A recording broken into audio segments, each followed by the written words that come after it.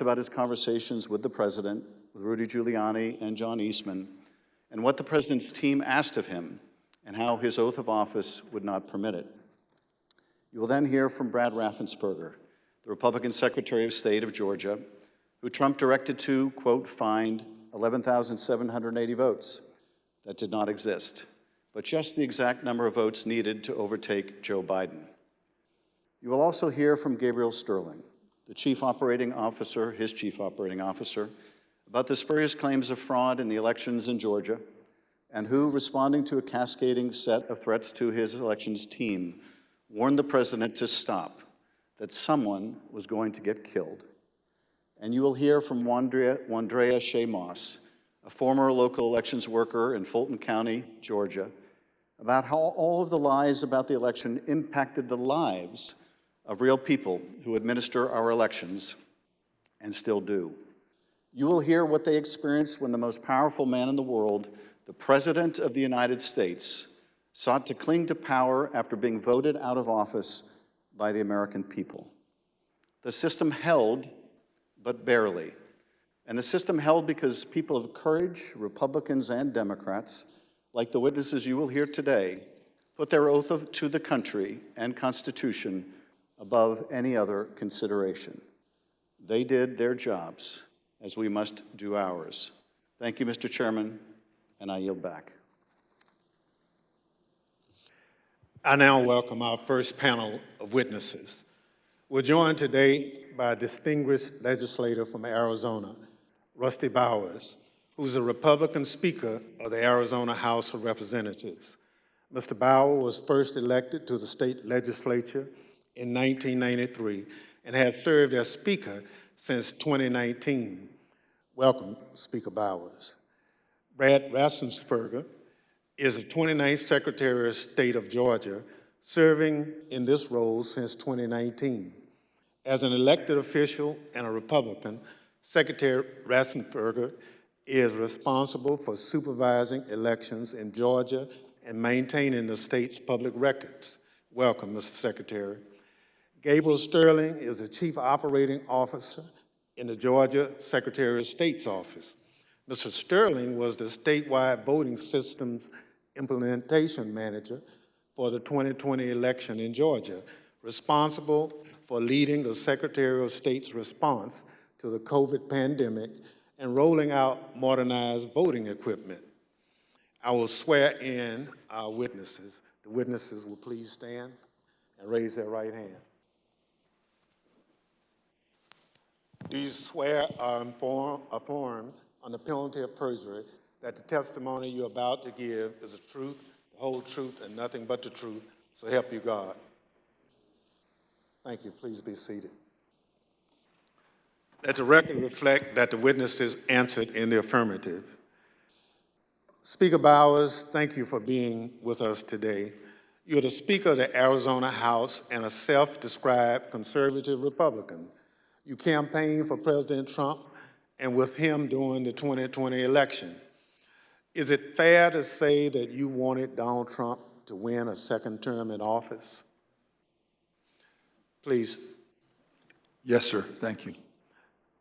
And is it your understanding that President Biden was the winner of the popular vote in Arizona in 2020? Yes, sir. Thank you. Pursuant to Section 5C8 of House Resolution 503, the chair recognizes the gentleman from California, Mr. Schiff, for questions. Speaker Bowers, thank you for being with us today. Before we begin with the questions that I had prepared for you, I wanted to ask you about a statement that former President Trump issued, which I received just prior to the hearing. Have you had a chance to review that statement? My counsel called from Arizona and read it to me. Yes, sir. In that statement, I won't read it in its entirety. Former President Trump begins by calling you a rhino, Republican in name only. He then references a conversation in November 2020 in which he claims that you told him that the election was rigged and that he had won Arizona. To quote the former president, during the conversation, he told me the election was rigged and that I won Arizona, unquote. Did you have such a conversation with the president? I did have a conversation with the president. That certainly isn't it, but there were parts of it that are true, but there are parts that are not, sir. And the part that I read you, is that false? Anywhere, anyone, anytime has said that I said the election was rigged, that would not be true. And when the former president in his statement today claimed that you told him that he won Arizona, is that also false? That is also false. Mr. Bowers, I understand that after the election, and I don't know whether this is the conversation the former president is referring to, but after the election, you received a phone call from President Trump and Rudy Giuliani in which they discussed the result of the presidential election in Arizona. If you would, tell us about that call and whether the former president or Mr. Giuliani raised allegations of election fraud. Thank you. My wife and I had returned from attending our church meetings. It was on a Sunday, and we were still in the driveway, and I had received a call from a colleague telling me that the White House was trying to get in touch with her and I, and that she said, please, if you get a call, let's try to take this together. Immediately, I saw that the White House on my Bluetooth was calling, and I took the call and was asked by I would presume, the operator at the White House if I would hold for the president, which I did, and Mr. Giuliani came on first, and niceties. Then Mr. Trump, President Trump, then President Trump came on, and we initiated a conversation. And during that conversation, did you ask Mr. Giuliani for proof of these allegations of fraud that he was making? On multiple occasions, yes. And when you asked him for evidence of this fraud, what did he say? He said that they did have proof, and I asked him, do you have names? For example, we have 200,000 illegal immigrants, some large number, 5,000 or 6,000 dead people, etc. And I said, do you have their names? Yes. Will you give them to me? Yes. The president interrupted and said, give the man what he needs, Rudy. He said, I will.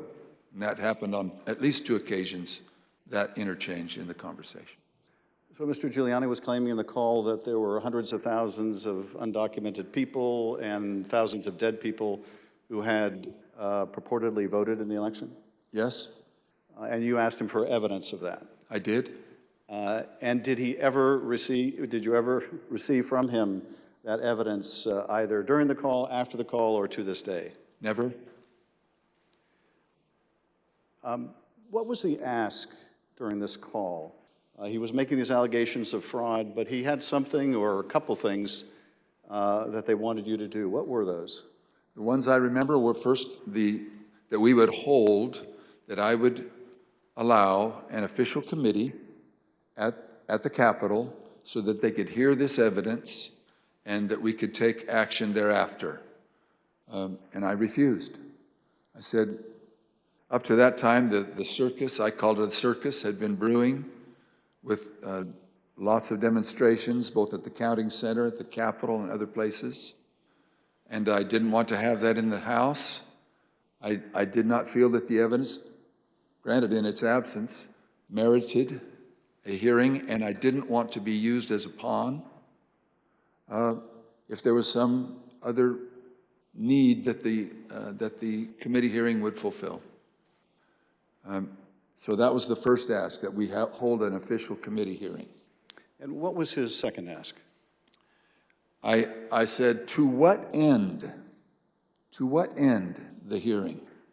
He said, well, we have heard by an official high up in the Republican legislature that there is a legal theory or a legal ability in Arizona that you can remove the electors of President Biden and replace them.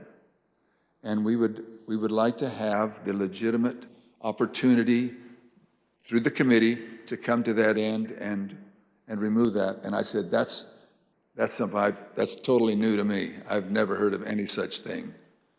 And he pressed that point, and I said, look, you are asking me to do something that is counter to my oath when I swore to the Constitution to uphold it, and I also swore to the Constitution and the laws of the state of Arizona, and this is totally foreign as an idea or a theory to me, and I would never do anything of such magnitude without deep consultation with qualified attorneys. And I said, I've got some good attorneys, and I'm going to give you their names. But you're asking me to do something against my oath, and I will not break my oath. And I think that was up to that point. During the conversation, and you heard, I think, when we played a snippet of Mr. Giuliani calling other state legislators and saying that he was calling as essentially a fellow Republican, did he make a similar appeal to you or bring up the fact that you shared a similar party? Whether it was in that call or in a later meeting, he did bring that up more than once. And how would he bring that up? He would say, aren't we all Republicans here? I would think we would get a better reception. I mean, I would think you would listen a little more open to my suggestions that we're all Republicans. And this evidence that you asked him for that would justify this extraordinary step, I think you said they never produced. Why did you feel, either in the absence of that evidence or with it, what they were asking you to do would violate your oath to the Constitution? First of all, when the people, and in Arizona, I believe it was some 40 plus years earlier, the legislature had established the manner of electing our officials, or the electors for the presidential race. Once it was given to the people, as in Bush v. Gore, illustrated by the Supreme Court, it becomes a fundamental right of the people. So as far as I was concerned, for someone to ask me in the, I would call it a paucity, there was no evidence being presented of any strength. Evidence can be hearsay evidence, it's still evidence, but it's still hearsay. But strong judicial quality evidence, anything that would say to me, you have a doubt, deny your oath. I will not do that. And on more than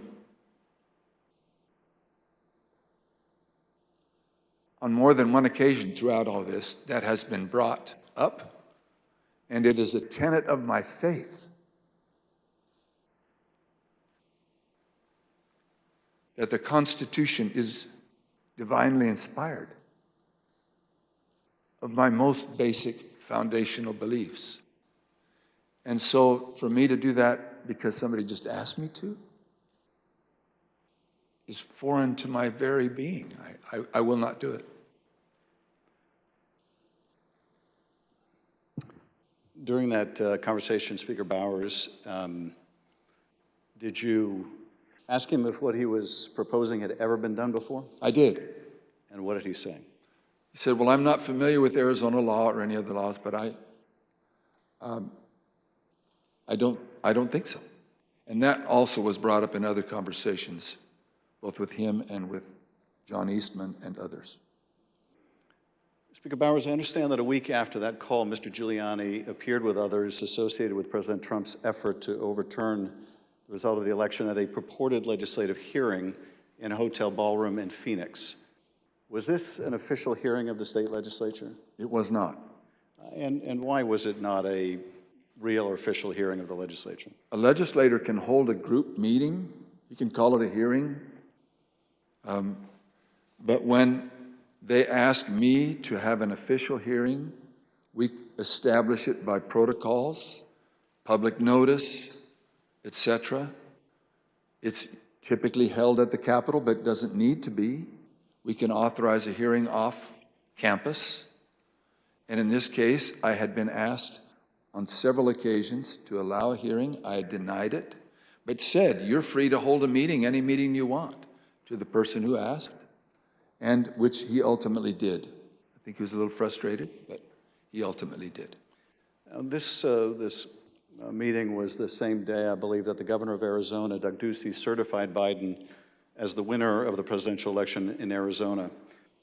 Did you meet with Mr. Giuliani and his associates while they were in Phoenix sometime after that purported legislative hearing at the hotel? Yes, I did, sir. And at that meeting, did Mr. Giuliani raise any specific allegations of election fraud again? His initial comments were, again, the litany of groups of illegal individuals or people deceased, etc.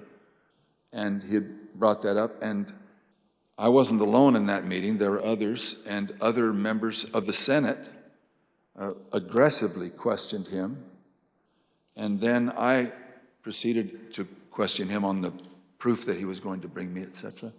But he did bring those up, yes. And these other legislators were also Republican members of the Senate? They were, yes, sir. And did they also press him for proof of these allegations? They pressed him very strongly, two of them especially, very strongly. And at some point, did Mr. Giuliani ask one of the other attorneys on his team to help him out with the evidence? He did. He asked Jenna Ellis, who was sitting to his right.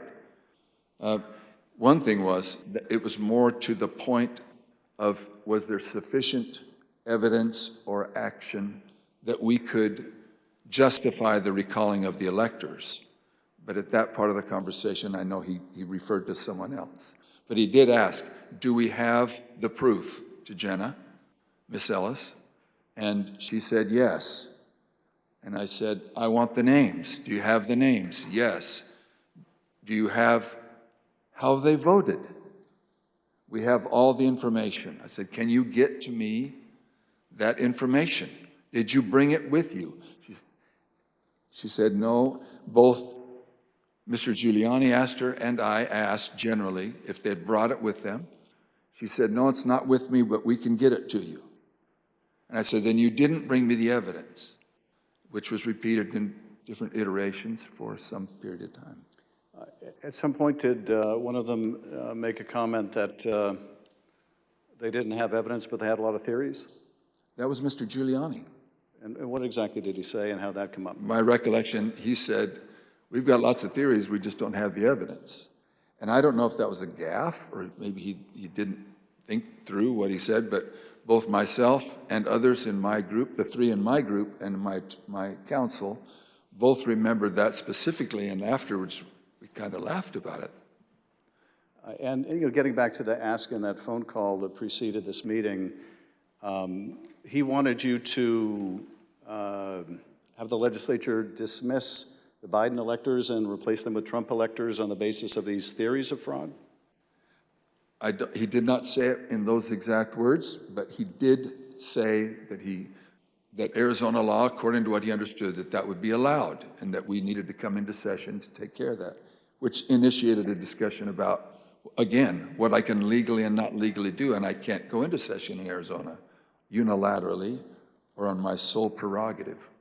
In this meeting or at any other later time, did anyone provide you with evidence of election fraud sufficient to affect the outcome of the presidential election in Arizona? No one provided me ever such evidence.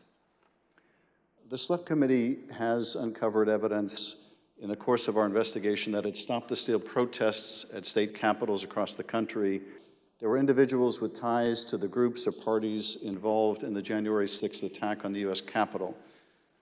One of those incursions took place in the Arizona House of Representatives building, as you can see in this footage.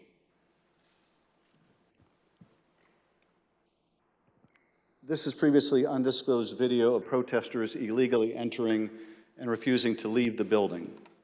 One of the individuals prominently shown in this video is Jacob Chansley. Perhaps better known as the QAnon shaman, this rioter entered the Capitol on January 6th, was photographed leaving a threatening note on the dais in the U.S. Senate chamber, and was ultimately sentenced to 41 months in prison after pleading guilty to obstruction of an official proceeding.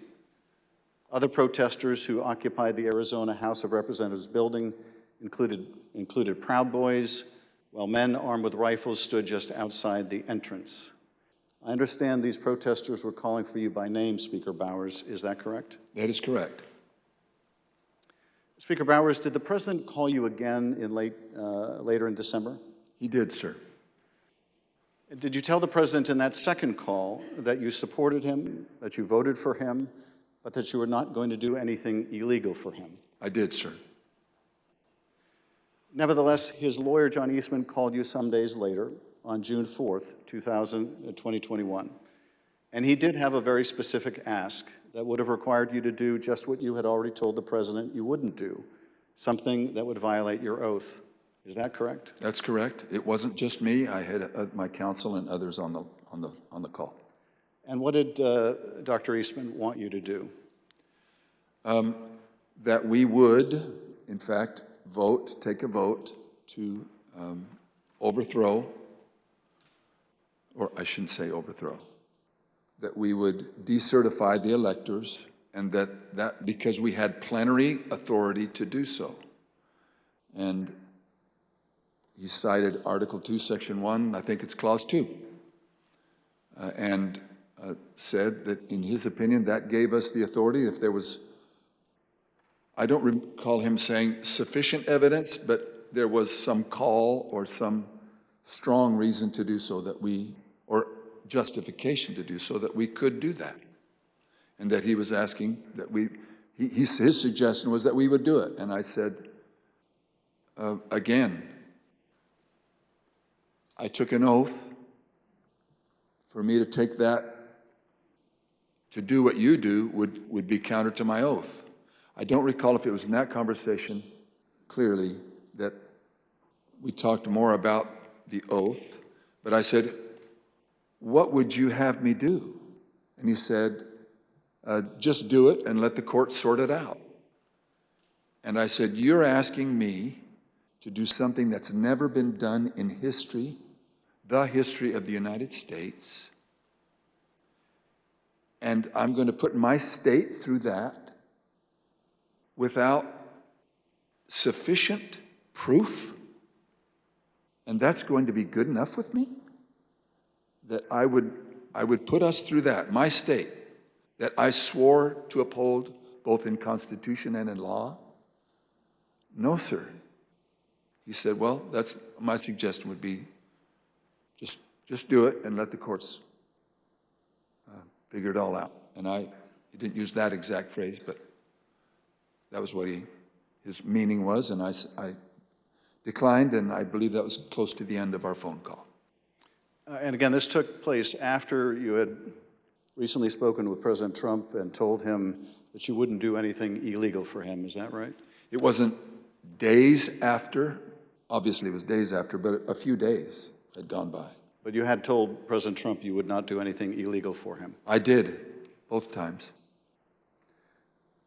And you told Dr. Eastman that you did not believe there was legal support to justify what he was asking, but he still wanted you to do it and effectively let the courts work it out? I've been warned, don't say things you think, maybe he said, but I do remember him saying that the authority of the legislature was plenary and that you can do it. I said, then you should know that I can't even call the legislature into session without a 2/3 majority vote. We're only 30 plus 1. There's no way that could happen. But in your view, what he was asking you to do would have violated your oath to the Constitution, both the United States Constitution and the Constitution of the state of Arizona. Yes, sir. Did you also receive a call from U.S. Representative Andy Biggs of Arizona on the morning of January 6th? I did. And what did Mr. Biggs ask you to do? I believe that was the day that the vote was occurring to each state to have certification, or to declare the certification of the electors. And he asked if I would sign on both to a letter that had been sent from my state and or that I would support the decertification of the electors, and I said I would not. Mr. Speaker, on December 4th, 2020, shortly after your meeting with Rudy Giuliani and other allies of President Trump, you released a statement publicly addressing, quote, calls for the legislature to overturn the 2020 certified election results. The statement is very straightforward in explaining the, quote, breathtaking request, unquote, made by representatives of President Trump. Quote, that the Arizona legislature overturn the certified results of last month's election and deliver the state's electoral college votes to President Trump, unquote. Why did you believe, as you wrote in this statement, that the rule of law forbid you from doing what President Trump and his allies wanted you to do? Representative, I'm sorry, I should be saying, Mr. Chairman, Representative Schiff, there's two sides to the answer. One is, what am I allowed to do, and what am I forbidden to do? We have no legal pathway, both in state law nor to my knowledge in federal law, for us to execute such a request. And I am not allowed to walk or act beyond my authority. If I'm not specifically authorized as a legislator, as a legislature, then I cannot act to the point of calling us into session. Some say that just a few legislators have plenary authority, and that has come as part of all of this discussion, I'll call it. But so to not have authority and be forbidden to act beyond my authority on both counts, I am not authorized to take such action, and that would deny my oath. In your statement, you included excerpts from President Ronald Reagan's inaugural address in 1981. The newly inaugurated president told the country, quote, the orderly transfer of authority as called for in the Constitution routinely takes place as it has for almost 2 centuries, and few of us stop to think how unique we really are. In the eyes of many in the world, this every 4-year ceremony we accept as normal is nothing less than a miracle. Tell us, if you would, Mr. Speaker, why did you include President Reagan's words in your public statement? Mr. Chairman, Representative Schiff, because I have a lot of admiration for Ronald Reagan. I've had the opportunity of going through his home with one other person and walking through, and I have a lot of admiration for him.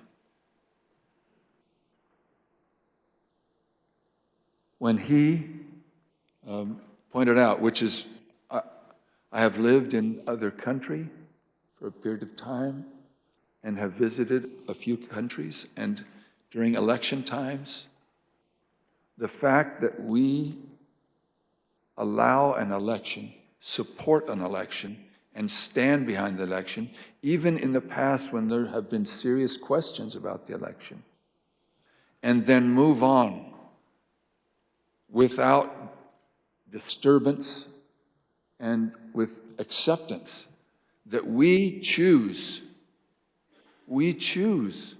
to follow the outcome of the will of the people. That will,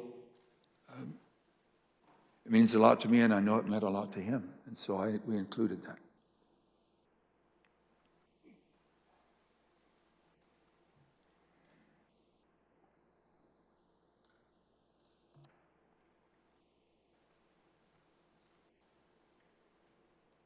Thank you, Speaker Bowers.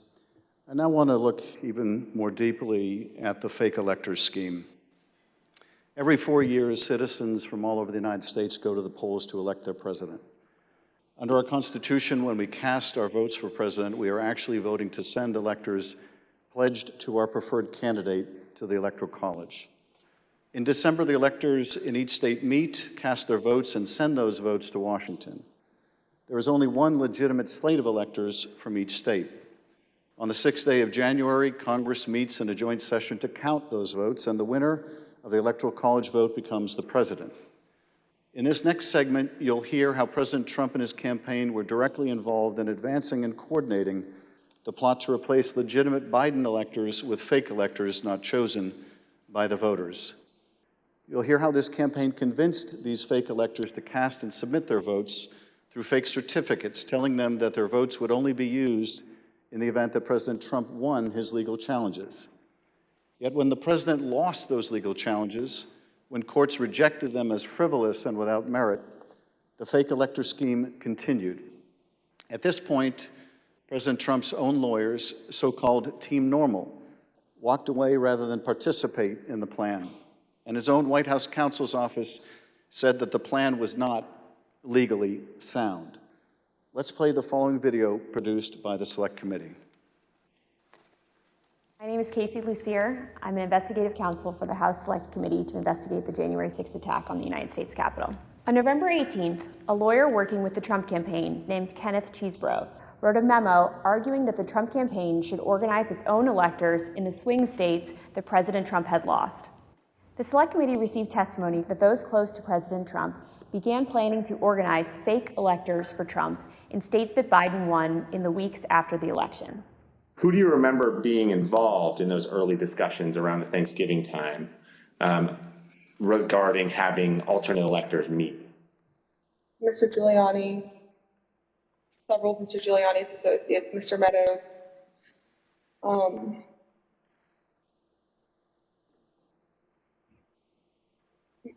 members of Congress, although it's difficult to distinguish if the members that I'm thinking of were involved during Thanksgiving or if they were involved as we progressed through December. At the president's direct request, the RNC assisted the campaign in coordinating this effort. What did the president say when he called you? Essentially, he turned the call over to Mr. Eastman, who then proceeded to talk about the importance of the RNC helping the campaign gather these contingent electors in case any of the legal challenges that were ongoing changed the result of any of the states. I think more just helping them reach out and assemble them. But my understanding is the campaign did take the lead, and we just were helping them in that role. As President Trump and his supporters continued to lose lawsuits, some campaign lawyers became convinced that convening electors in states that Trump lost was no longer appropriate. I just remember I either replied or called somebody saying, unless we have litigation pending that's like in these states, like, I don't think this is appropriate, or, this isn't the right thing to do. I don't remember how I phrased it, but, and I got into a little bit of a back and forth, and I think it was with Ken Cheesebro, where I said, all right, you just get after it. Like, I'm out. At that point, I had Josh Finley email Mr. Chesbro politely to say, this is your task. You are responsible for the Electoral College issues moving forward. And this was my way of taking that responsibility to zero. The committee learned the White House counsel's office also felt the plan was potentially illegal. And so, to be clear, did you hear the White House counsel's office say that this plan to have alternate electors meet and cast votes for Donald Trump in states that he had lost was not legally sound? Yes, sir. And who was present for that meeting that you remember? It was in our office. It was Mr. Meadows, Mr. Giuliani, and a few of Mr. Giuliani's associates. The Select Committee interviewed several of the individual fake electors, as well as Trump campaign staff who helped organize the effort. We were just, kind of useful idiots or rubes at that point. A strong part of me really feels that it's just kind of as the road continued and as that was failure, that got formulated as what do we have on the table? Let's just do it. And now, after what we've told you today about the Select Committee's investigation about the conclusion of the professional lawyers on the campaign staff, Justin Clark, Matt Morgan, and Josh Finley, about their unwillingness to participate in the convening of these electors, how does that contribute to your understanding of these issues? I'm angry. Because I think in a sense, no one really cared if people were potentially putting themselves in jeopardy. Would you have not wanted to participate in this any further as well? I absolutely would not have. Had I known that the three main lawyers for the campaign that I'd spoken to in the past and were leading up were not on board. Yeah. I was told that these would only count if a court ruled in our favor. So that would have been using our electors, it would have been using our electors in ways that we weren't told about, and we wouldn't have supported. Documents obtained by the Select Committee indicate that instructions were given to the electors in several states that they needed to cast their ballots in complete secrecy. Because this scheme involved fake electors, those participating in certain states had no way to comply with state election laws, like where the electors were supposed to meet. One group of fake electors even considered hiding overnight to ensure that they could access the state capitol, as required in Michigan. Did Mr. Norton say who he was working with at all on this effort to have electors meet? He said he was working with the president's campaign. He told me that the Michigan Republican electors were planning to meet in the Capitol and hide overnight so that they could fulfill the role of casting their vote in per law in the Michigan chambers. And I told him in no uncertain terms that that was insane and inappropriate. In one state, the fake electors even asked for a promise that the campaign would pay their legal fees if they got sued or charged with a crime. Ultimately, fake electors did meet on December 14th, 2020 in Arizona, Georgia, Michigan, Pennsylvania, New Mexico, Nevada, and Wisconsin. At the request of the Trump campaign, the electors from these battleground states signed documents falsely asserting that they were the, quote, duly elected electors from their state, and submitted them to the National Archives and to Vice President Pence in his capacity as President of the Senate. Here is what some of the fake elector certificates look like as compared to the real ones. But these ballots had no legal effect. In an email produced to the Select Committee, Dr. Eastman told a Trump campaign representative that it did not matter that the electors had not been approved by a state authority.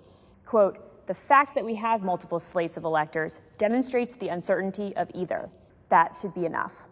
He urged that Pence act boldly and be challenged. Documents produced to the Select Committee show that the Trump campaign took steps to ensure that the physical copies of the fake electors' electoral votes from 2 states were delivered to Washington for January 6th. Text messages exchanged between Republican Party officials in Wisconsin show that on January 4th, the Trump campaign asked for someone to fly their fake electors' documents to Washington. A staffer for Wisconsin Senator Ron Johnson texted a staffer for Vice President Pence just minutes before the beginning of the joint session. This staffer stated that Senator Johnson wished to hand-deliver to the Vice President the fake electors' votes from Michigan and Wisconsin. The Vice President's aide unambiguously instructed them not to deliver the fake votes to the Vice President. Even though the fake elector slates were transmitted to Congress and the executive branch, the Vice President held firm in his position that his role was to count lawfully submitted electoral votes. Joseph R. Biden, Jr. of the state of Delaware has received 306 votes. Donald J. Trump of the state of Florida has received 232 votes.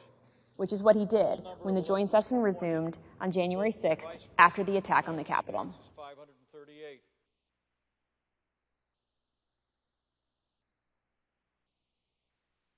What we just heard in that video was an aide to the White House Chief of Staff telling this committee that the White House counsel's office felt that this fake electors plan was not legally sound.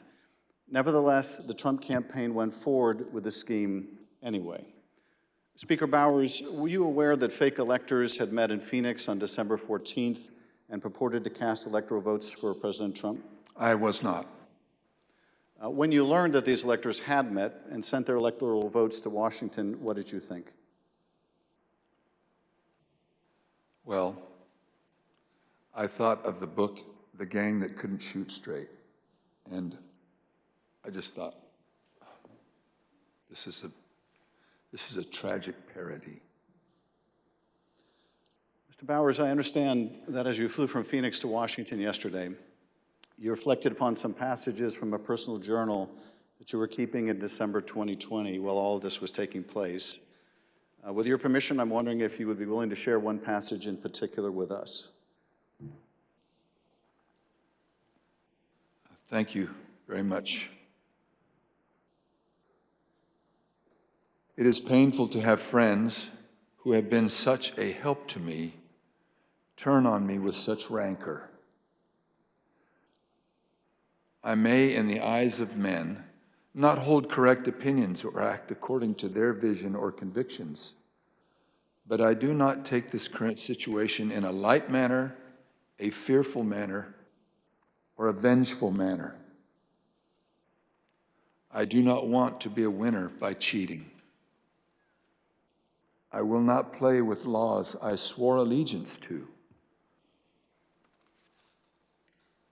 with any contrived desire towards deflection of my deep foundational desire to follow God's will as I believe He led my conscience to embrace. How else will I ever approach Him in the wilderness of life, knowing that I ask this guidance only to show myself a coward in defending the course He let me take. He led me to take. Thank you, Mr. Speaker. Those are powerful words. I understand that taking the courageous positions that you did following the 2020 election in defense of the rule of law and protecting the voters of Arizona resulted in you and your family being subjected to protests and terrible threats. Can you tell us how this impacted you and your family? Well, as others in the videos have mentioned, we received, my secretaries would say, in excess of 20,000 emails and tens of thousands of voicemails and texts, which saturated our offices and we were unable to work, or at least communicate. But at home, up till even recently, it is the new pattern or a pattern in our lives to worry what will happen on Saturdays, because we have various groups come by and they have had video panel trucks with videos of me proclaiming me to be a pedophile and a pervert and a corrupt and politician, and blaring loudspeakers in my neighborhood and leaving literature both on my property, but arguing and threatening with neighbors and with myself. And I don't know if I should name groups, but there was one gentleman that had the 3 bars on his chest, and he had a pistol and was threatening my neighbor, not with the pistol, but just vocally. When I saw the gun, I knew I had to get close. And at the same time, on some of these, we had a daughter who was gravely ill, who was upset by what was happening outside. And my wife, that was a valiant person, very, very strong, quiet, very strong woman.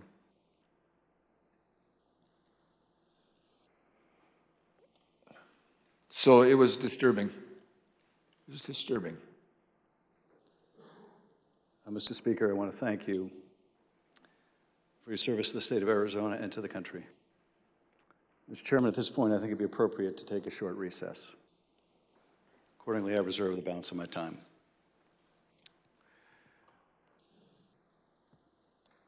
The chair requests that those in the hearing room remain seated until the Capitol Police have escorted members and witnesses from the room.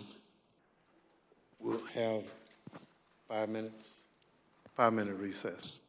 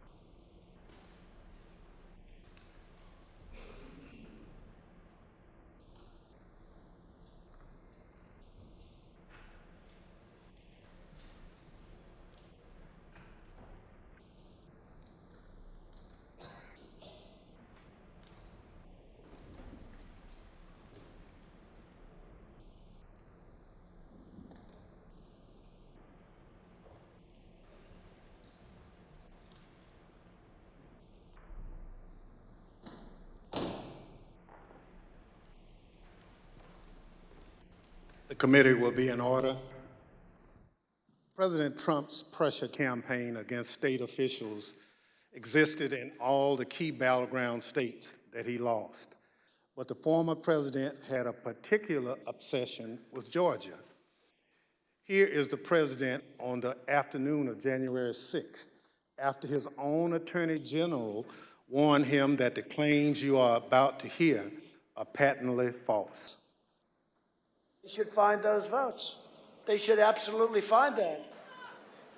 Just over 11,000 votes, that's all we need. They defrauded us out of a win in Georgia, and we're not going to forget it. So the state of Georgia is where we will turn our attention to next. I want to emphasize that our investigation into these issues is still ongoing.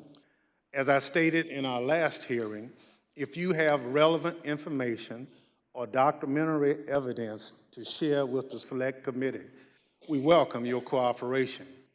But we will share some of our findings with you today.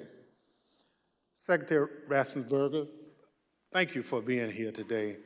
You've been a public servant in Georgia since 2015, serving first as a member of the Georgia House of Representatives, and then, since January 2019, as Georgia's Secretary of State. As a self-described conservative Republican, is it fair to say that you wanted President Trump to win the 2020 election? Yes, it is.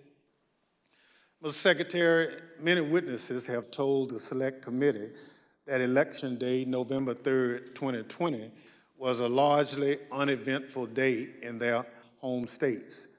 In spite of the challenges of conducting an election during a pandemic, you wrote in the Washington Post that the election was, quote, successful.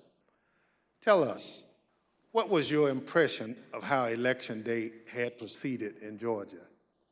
On Election Day in November, our election went remarkably smooth. In fact, we meet at the GEMA headquarters. That's the Georgia Energy Emergency Management Association meeting location, but we were following wait times in line. In the afternoon, our average wait time was 3 minutes statewide that we were recording for various precincts, and it actually got down to 2 minutes. And at the end of the day, we felt that we had a successful election from the standpoint of the administration and the operation of the election. Thank you. The chair recognizes the gentleman from California, Mr. Schiff. Thank you, Mr. Chairman. Secretary Raffensperger, did Joe Biden win the 2020 presidential election in Georgia, and by what margin? President Biden carried the state of Georgia by approximately 12,000 votes. And Mr. Secretary, as I understand it, your office took several steps to ensure the accuracy of the vote count in Georgia, reviewing the vote count in at least 3 different ways. These steps included a machine recount, a forensic audit, and a full hand recount of every one of the 5 million ballots cast. Did these efforts, including a recount of literally every ballot cast in the state of Georgia, confirm the result? Yes, they did. We counted the ballots where the first tabulation would be scanned. Then when we did our 100% hand audit of the all 5 million ballots in the state of Georgia, all cast in place, all absentee ballots, they were all hand recounted, and they came remarkably close to the first count.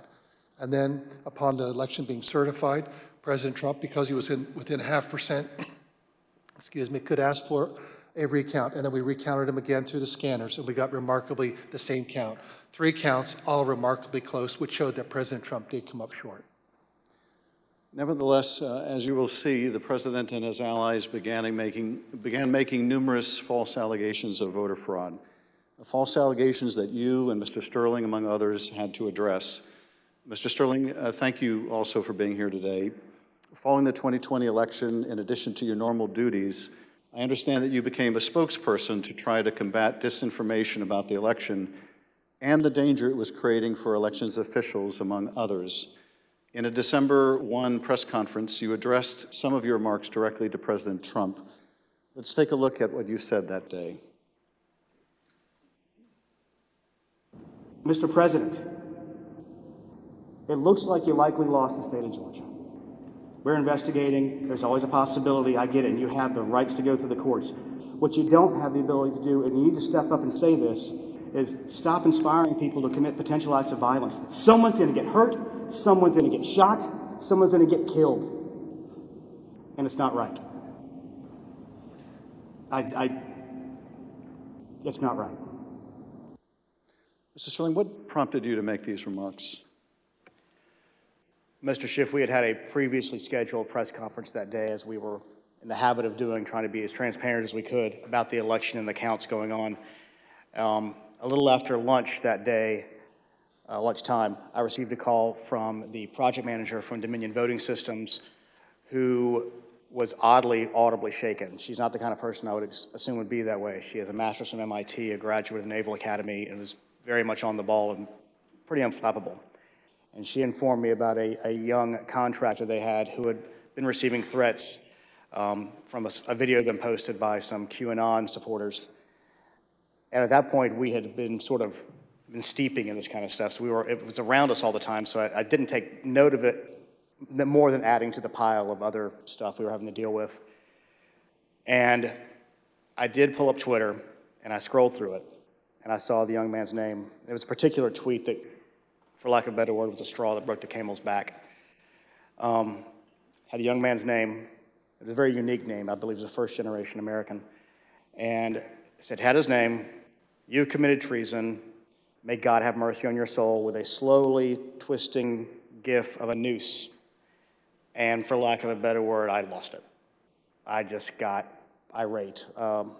My boss was with me at the time, the Deputy Secretary, Jordan Fuchs, and she could tell that I was angry. I tend to turn red from here up when that happens, and that happened at that time. And she called Secretary Raffensperger to say, "We're seeing these kind of threats, and Gabe thinks we need to say something about it." And the Secretary said yes, and that's what prompted me to do what I did. I lost my temper, but it seemed necessary at the time because it was just getting worse. And I could not tell you why that particular one was the one that put me over the edge, but it did. Now, after you made this plea to the president, did Donald Trump urge his supporters to avoid the use of violence? Not to my knowledge. Now, as we know, the president was aware of your speech because he tweeted about it later that day. Let's take a look at what the president said. In the tweet, Donald Trump claims that there was, quote, massive voter fraud in Georgia. Mr. Sterling, that was just plain false, wasn't it? Yes, sir. Nevertheless, the very next day, on December 2nd, President Trump released a lengthy video again making false claims of election fraud in Georgia. Let's take a look at what he said this time. They found thousands and thousands of votes that were out of whack, all against me. In fact, the day after Donald Trump released that video, so now we're talking just 2 days after the emotional warning that you gave that someone's going to get killed, representatives of President Trump appeared in Georgia, including Rudy Giuliani, and launched a new conspiracy theory that would take on a life of its own and threaten the lives of several innocent election workers. This story falsely alleges that sometime during election night, election workers at the State Farm Arena in Atlanta, Georgia, kicked out poll observers. After the observers left, the story goes, these workers pulled so-called suitcases of ballots from under a table and ran those ballots through counting machines multiple times. Completely without evidence, President Trump and his allies claimed that these suitcases contained as many as 18,000 ballots, all for Joe Biden. None of this was true. But Rudy Giuliani appeared before the Georgia State Senate and played a surveillance video from State Farm Arena, falsely claiming that it showed this conspiracy taking place. Here's a sample of what Mr. Giuliani had to say during that hearing. And when you look at what you saw on the video, which to me was a smoking gun, powerful smoking gun, well, I don't have to be a genius to figure out what happened. And I don't have to be a genius to figure out that those votes are not legitimate votes. You don't put legitimate votes under a table. No. Wait until you throw the opposition out, and in the middle of the night, count them. We would have to be fools to think that. President Trump's campaign amplified Giuliani's false testimony in a tweet, pushing out the video footage. Giuliani likewise pushed out his testimony on social media. As you can see in this tweet, Mr. Giuliani wrote that it was, quote, now beyond doubt, unquote, that Fulton County Democrats had stolen the election. Later in this hearing, we'll hear directly from one of the election workers in this video about the effect these lies had on her and on her family. Mr. Sterling, did the investigators in your office review the entire surveillance tape from the State Farm Arena on election night? They actually reviewed approximately 48 hours going over the time period where action was taking place at the counting center at State Farm Arena. And what did the tape actually show? Depending on which time you want to start, because as was mentioned, this conspiracy theory took on a life of its own, where they conflated a water main break that wasn't a water main break and throwing observers out and a series of other things. What it actually showed was Fulton County election workers engaging in normal ballot processing. One of the things that was very frustrating was the so-called suitcases of ballots from under the table. If you watch the entirety of the video, you saw that these were election workers who were under the impression they were going to get to go home around 10:30. People are putting on their coats. They're putting ballots that are prepared to be scanned into ballot carriers that are then sealed with tamper-proof seals so that they can, they're not messed with. It's an interesting thing because you watch there's 4 screens of the video, and as you're watching it, you can see the election monitors in the corner with the press as they're taking these ballot carriers and putting them under the table. You see it there. One of the other hidden ones, if you looked at the actual tape, was on the outside of the table, just from the camera angle. You couldn't see it originally. And this goes under the no good deed goes unpunished. We were told, we were at GEMA, as the secretary pointed out, and we were told that it looked like they were shutting down the Fulton County counting. The secretary expressed some displeasure at that because we wanted to everybody keep counting so we could get to the results and know what was happening. So our elections director called their elections director, who was at another location because this was election day. There was 2 different places where ballot things were being done by the Fulton County office. So he called the elections director from Fulton, then called Ralph Jones, who was at the State Farm Arena, and said, what the heck are you doing? Go ahead and stay.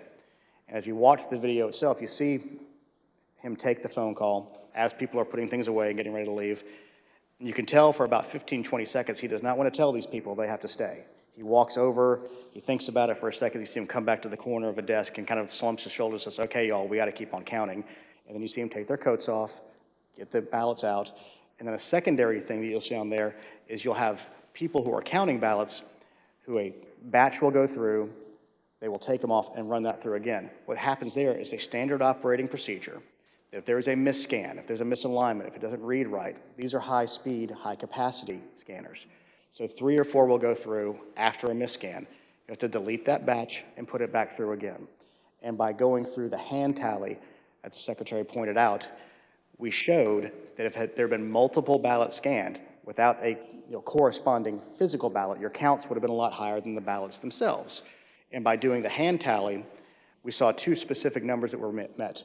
The hand tally got us to a 0.1053% off of the total votes cast and 0.0099% on the margin, which is essentially dead-on accurate. Most academic studies say on a hand tally you'll have between 1% and 2%, but because we use ballot marking devices where it's very clear what the voter intended, it made it a lot easier for us to conduct that hand count and show that none of that was true. Now, I understand that when you reviewed these tapes and did the analysis, it disproved this conspiracy theory. But you still had to take a lot of steps to try to make sure the public knew the truth about these allegations.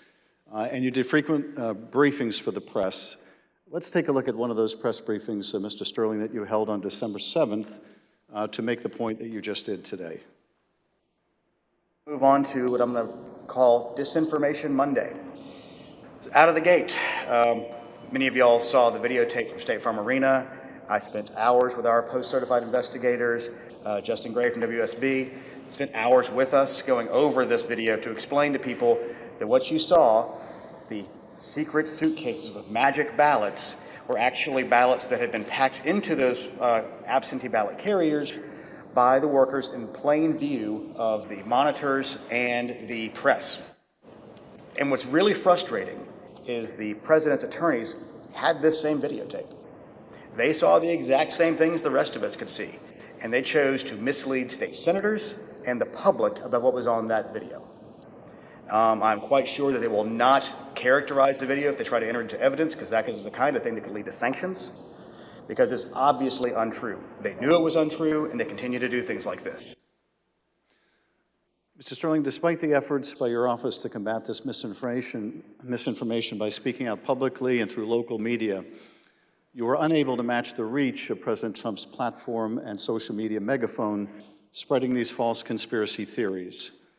What was it like to compete with a president who had the biggest bully pulpit in the world to push out these false claims? For lack of a better word, it was frustrating, but oftentimes I felt our information was getting out, but that there was a reticence of people who needed to believe it because the President of the United States, whom many looked up to and respected, was telling them it wasn't true, despite the facts. And I have characterized at one point, it was kind of like a shovel trying to empty the ocean. And yes, it was frustrating. I even have family members who I had to argue with about some of these things, and I would show them things, and the problem you have is you're getting to people's hearts. I remember there's one specific, an attorney that we know that we showed and walked him through, this wasn't true, okay, I get that, this wasn't true, okay, I get that, this wasn't, 5 or 6 things, but at the end he goes, I just know in my heart they cheated. That's just, and so once you get past the heart, the facts don't matter as much. And our job, from our point of view, is to get the facts out, do our job, tell the truth, follow the Constitution, follow the law, and defend the institutions, and the institutions held. Let's take a look at what you were competing with. This is the former president speaking in Georgia on December 5th. Evidence of fraud is overwhelming, and again, I'm going to ask you to look up at that very, very powerful and very expensive screen. Hidden cases of possible ballots are rolled out from under a table. 4 people under a cloud of suspicion. So, if you just take the crime of what those Democrat workers were doing, and by the way, there was no water main break. They said there was no water main break. That's 10 times more than I need to win this state. 10 times more. It's 10 times, maybe more than that, but it's 10 times more because we lost by a very close number. In this committee's hearing last Monday, we heard from senior federal law enforcement officials, from the senior-most federal law enforcement official in Atlanta at the time, U.S. Attorney for the Northern District, B.J. Pack, as well as former Attorney General Bill Barr. They both testified that the allegations were thoroughly investigated and found to have no merit. Here is U.S. Attorney Pack. Particular to Attorney General Barr, I told him that we looked into it. We've done several things, including interviewing the witnesses. I listened to the tapes and reviewed the videotape myself, and that there was nothing there. Giuliani was wrong in representing that this was a suitcase full of ballots. And here's what Attorney General Bill Barr had to say about the same allegations. Took a hard look at this ourselves, and based on our review of it, including the interviews of the key witnesses, the Fulton County allegations had no merit. We also have testimony from senior Department of Justice officials establishing that they specifically told President Trump that these allegations had been thoroughly investigated and were completely without merit. Here is Acting Deputy Attorney General Richard Donahue describing a phone conversation in which he specifically told President Trump that these allegations were false.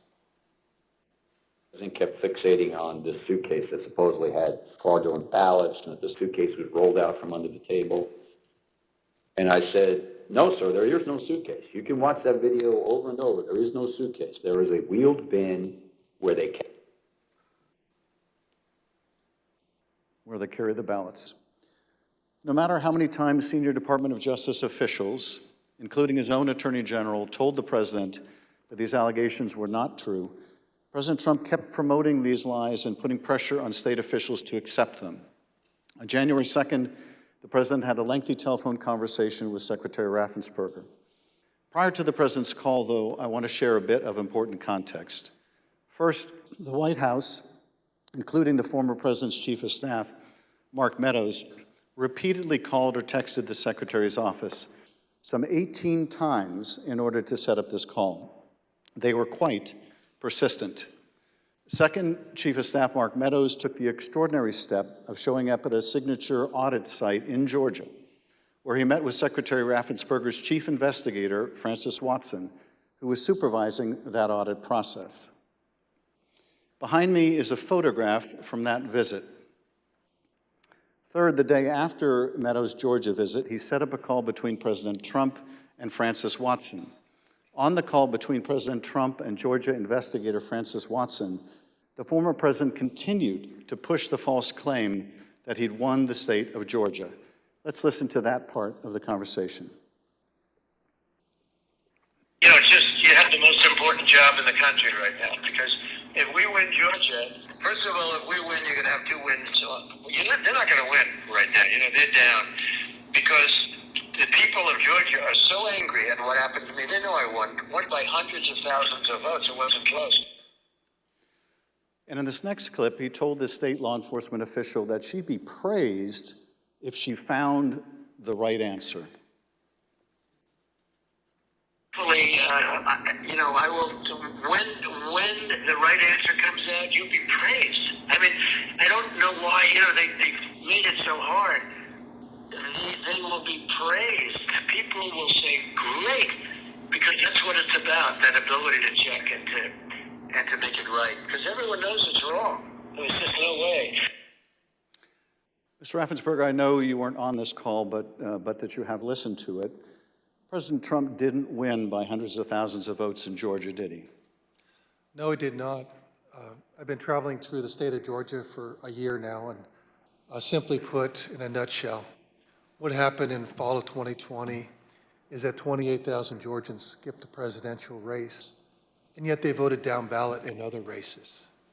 And the Republican congressman ended up getting 33,000 more votes than President Trump, and that's why President Trump came up short.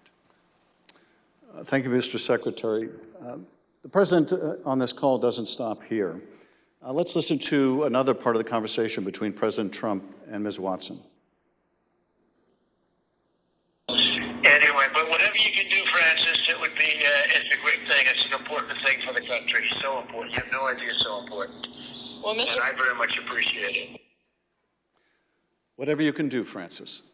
This is the President of the United States calling an investigator looking into the election in which he is a candidate and asking her to do whatever you can do. Mr. Secretary, he placed this call to your chief investigator on September 23rd, 2020. The Select Committee has received text messages indicating that Mark Meadows wanted to send some of the investigators in her office, in the words of one White House aide, a shitload of POTUS stuff, including coins, actual autographed MAGA hats, etc. White House staff intervened to make sure that didn't happen. It was clear at the time of this call that the former president had his sights set on January 6th. Listen to this portion when he told Francis Watson about a very important date. Do you think they'll be working after Christmas and keep it going fast? Because, you know, we have that date of the 6th, which is a very important date. That important date, of course, was the joint session of Congress, where Georgia's electoral votes would be counted for Joe Biden. A little over a week after this call to Francis Watson, the President was finally able to speak with you, Secretary Raffensperger. Bear in mind, as we discuss this call today, that by this point in time, early January, the election in Georgia had already been certified. But perhaps more important, the President of the United States had already been told repeatedly by his own top Justice Department officials that the claims he was about to make to you about massive fraud in Georgia were completely false. Mr. Secretary, the call between you and the President lasted 67 minutes, over an hour. We obviously can't listen to the entire recording here today, although it is available on the Select Committee's website. But we'll listen to selected excerpts of it now so that we can get your insights. Let's begin with the President raising the thoroughly debunked allegations of suitcases of ballots. in an official voter box. They were in what looked to be suitcases or trunks, suitcases, but they weren't in voter boxes. The minimum number it could be, because we watched it and they watched it certified in slow motion, instant replay, if you can believe it, but had slow motion and it was magnified many times over. And the minimum it was 18,000 ballots, all for Biden. These are the allegations that the Department of Justice, the Attorney General, the Georgia Bureau of Investigation, and your office had all said were false. Is that right? Correct. And even more importantly, when B.J. Pack resigned as U.S. Attorney of the Northern District, President Trump appointed as acting U.S. Attorney of the Northern District Bobby Christine. And Bobby Christine looked at that, and he was quoted in the AJC that he found nothing, and he dismissed that case early on. Thank you, Mr. Secretary. The President references suitcases or trunks. Mr. Sterling, were the objects seen in these videos suitcases or trunks, or were they just the ordinary containers that are used by election workers? They're standard ballot carriers that allow for seals to be put on them so they're tamper-proof. And finally, the President claims that there was a minimum of 18,000 ballots somehow smuggled in, all for Biden. I take it, gentlemen, that that was also categorically false? There's no physical way he can know who those ballots were for, but secondarily, Fulton County for years has been an issue in our state when it comes to elections. So they had a very difficult time during the primary, in large part because of COVID. So we had put them under a consent decree the Secretary got negotiated, where we had a monitor on site. And his name is Carter Jones, and he took a notation.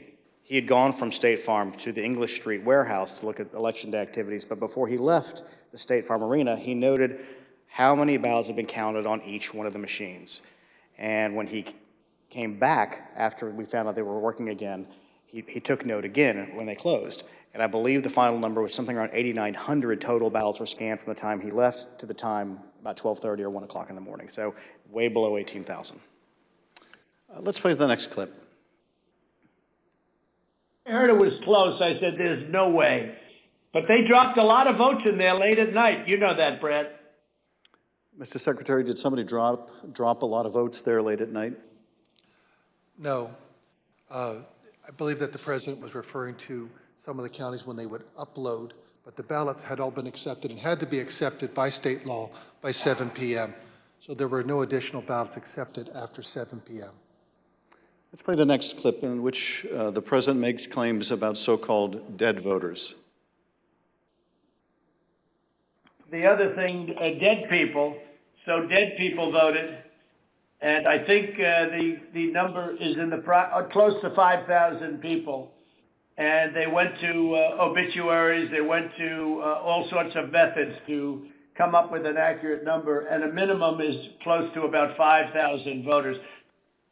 Mr. Secretary, did your office investigate whether those allegations were accurate? Did 5,000 dead people in Georgia vote? No, it's not accurate. And actually, in their lawsuits, they allege 10,315 dead people. We found 2 dead people when I wrote my letter to Congress that stated January 6th. And subsequent to that, we found 2 more. That's 1, 2, 3, 4 people, not 4,000, but just a total of 4, not 10,000, not 5,000. Let's play the next clip. And there's nothing wrong with saying that, you know, that you've recalculated, because the 2,236 and absentee ballots, I mean, they're all exact numbers that were done by accounting firms, law firms, etc. And even if you cut them in half, cut them in half, and cut them in half again, it's more votes than we need. Mr. Secretary, is there any way that you could have lawfully changed the result in the state of Georgia and somehow explained it away as a recalculation? No, the numbers are the numbers. The numbers don't lie. We had many allegations, and we investigated every single one of them. In fact, I challenged my team, did we miss anything? They said that there was over 66,000 underage voters. We found that there's actually 0. You can register to vote in Georgia. When you're 17 and a half, you have to be 18 by Election Day. We checked that out, every single voter. They said that there was 2,423 non-registered voters. There were 0. They said that there was 2,056 felons. We identified less than 74 or less that were actually still in felony sentence. Every single allegation we checked, we ran down the rabbit trail to make sure that our numbers were accurate. So there's no way you could have recalculated it except by fudging the numbers? The numbers were the numbers, and we could not recalculate because we had made sure that we had checked every single allegation. And we had many investigations. We had nearly 300 from the 2020 election.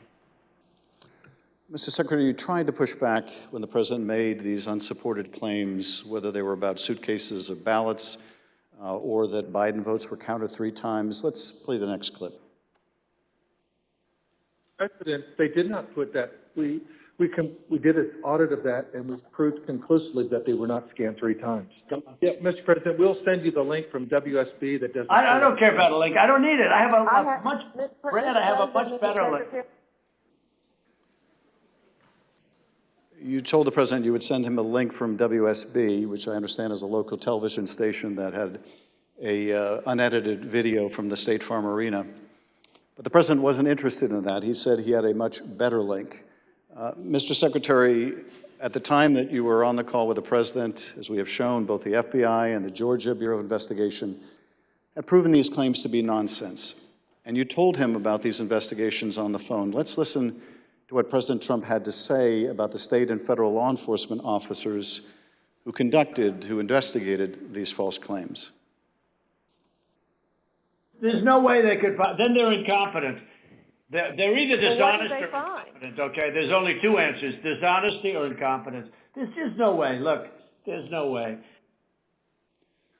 But the president didn't stop at insinuating that law enforcement officers were either dishonest or incompetent.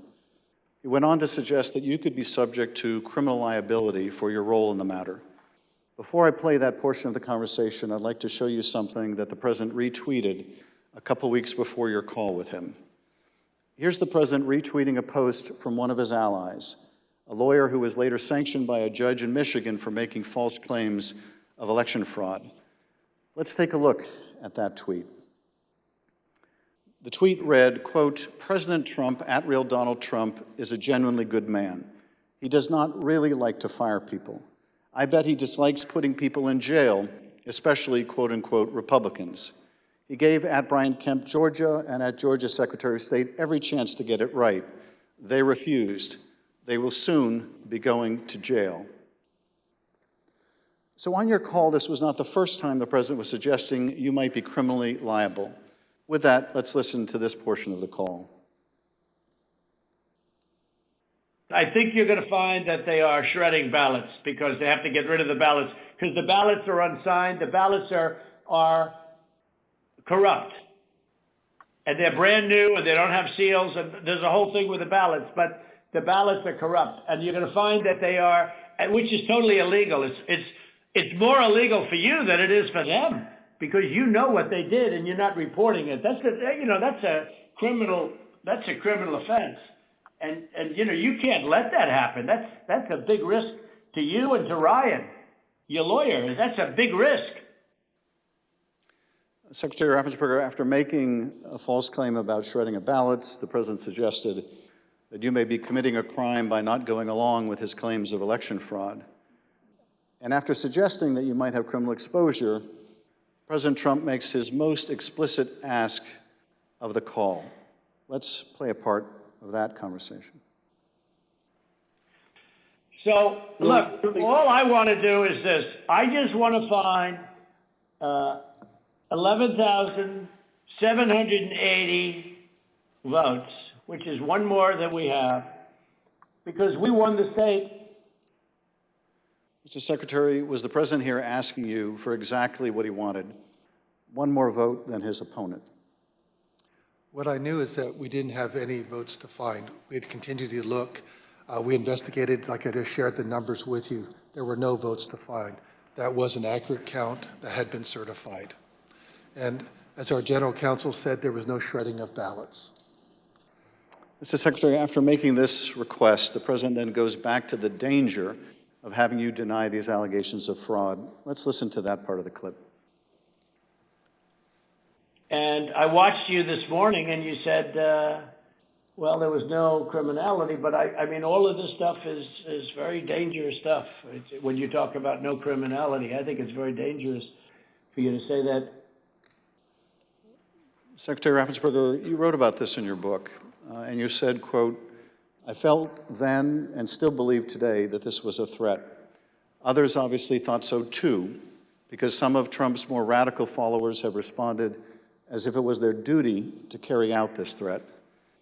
Please tell us what you, your wife, even your daughter-in-law experienced regarding threats from Trump's more radical followers."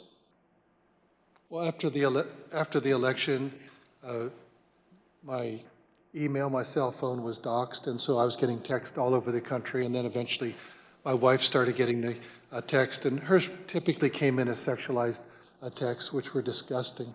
You have to understand that Trish and I, we met in high school, and we've been married over 40 years now, and so they started going after her, I think, just to probably put pressure on me. Why don't you just quit, walk away? And so that happened. And then some people broke into my daughter-in-law's home, and my son has passed, and she's a widow and has 2 kids, and so we're very concerned about her safety also.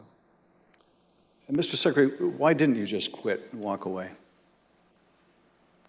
Because I knew that we had followed the law and we had followed the Constitution, and I think sometimes moments require you to stand up and just take the shots when you're doing your job, and that's all we did. You know, we just followed the law and we followed the Constitution. And at the end of the day, President Trump came up short. But I had to be faithful to the Constitution. And that's what I swore an oath to do. During the remainder of the call, the former president continued to press you to find the remaining votes that would ensure his victory in Georgia. Let's listen to a little more. Why wouldn't you want to find the right answer, Brad, instead of keep saying that the numbers are right? So look, can you get together tomorrow? And Brad, we just want the truth. It's simple. And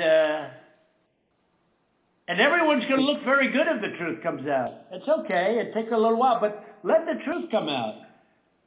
And the real truth is I won by 400,000 votes, at least. So what are we going to do here, folks? I only need 11,000 votes. Fellas, I need 11,000 votes. Give me a break. 4 days after the president's call to Secretary Raffensperger was January 6th. The president whipped up the crowd in front of the ellipse, once again promoting the allegation that Secretary Raffensperger, the president's own attorney general, had told him was false. Here he is on the ellipse. In Fulton County, Republican poll watchers were ejected, in some cases physically, from the room under the false pretense of a pipe burst, water main burst, everybody leave, which we now know was a total lie. Then election officials pulled boxes, Democrats, and suitcases of ballots out from under a table. You all saw it on television, totally fraudulent, and illegally scanned them for nearly 2 hours, totally unsupervised. Tens of thousands of votes. This act coincided with a mysterious vote dump of up to 100,000 votes for Joe Biden, almost none for Trump. Oh, that sounds fair. That was at 1:34 a.m. Mr. Secretary, Mr. Sterling, I want to thank you for your service to the state of Georgia and to the country. Speaker Bowers, likewise, I want to thank you for your service to the state of Arizona and to the country. You have served not only your home states, but our nation and our democracy. Mr. Chairman, I yield back. Thank you, Mr. Schiff. I thank the witnesses for joining us today. You're now dismissed.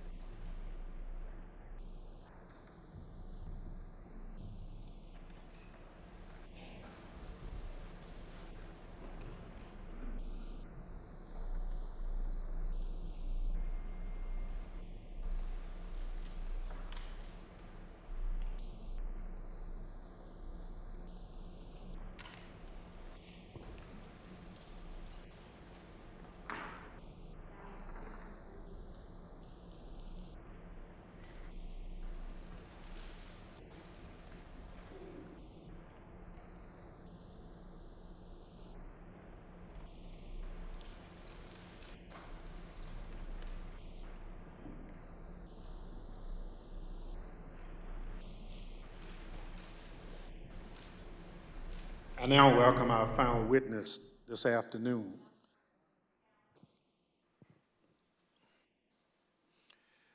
Andrea Shea Moss.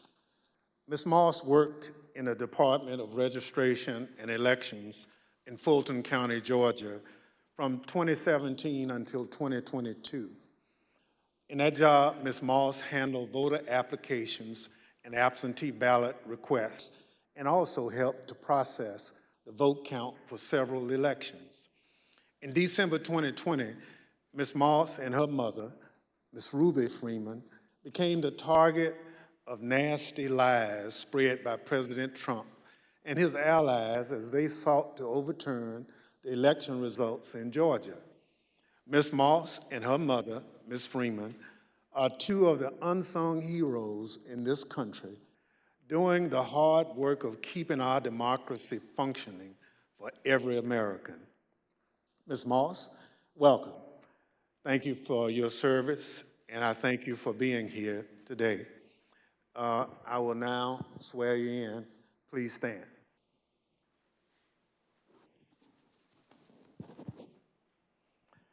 Do you swear or affirm on the penalty of perjury that the testimony you're about to give is the truth, the whole truth, and nothing but the truth, so help you God? Thank you. Please be seated. Let the record reflect that the witness answered in the affirmative. Ms. Moss, thank you very much for being here today. I understand that you are here along with your mother today. Would you like to introduce your mama?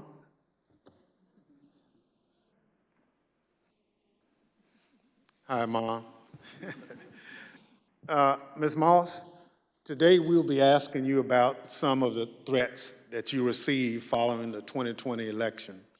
Since you've been an election worker for over 10 years, I want to ask you, in your decade of service, had you ever experienced threats like these before?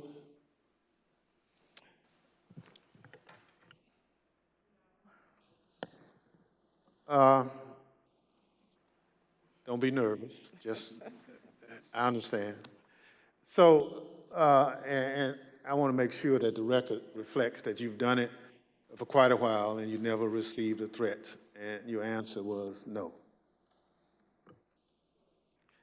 Thank you. Pursuant to Section 5C8 of the House Resolution 503, the chair recognizes the gentleman from California, Mr. Schiff, for questions. Good afternoon, Ms. Moss. Thank you for being here. I understand that you were employed by the Fulton County Registration and Elections Department for more than 10 years, and I understand that you love that job. Please tell us what made you so fond of the work that you did.